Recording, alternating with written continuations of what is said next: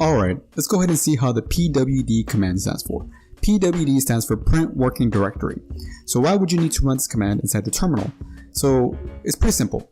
In the graphic user interface, it's really easy to see in which directory you're in. In this example, we can see that we are currently in our home directory. And it's pretty simple. We have other directories inside there. We have documents, downloads, music, etc. Really simple to see which directory we're in and what other directories are there.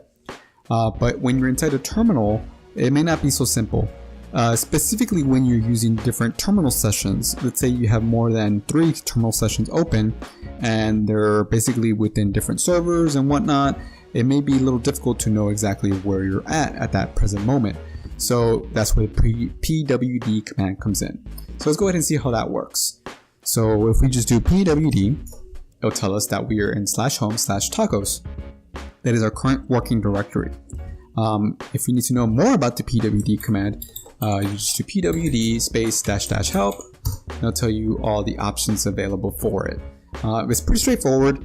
And let me give you a quick example as to how it changes when you're in a different directory. So let's go ahead and move into the root directory and type PWD, and again, it will just tell us we're in the root directory.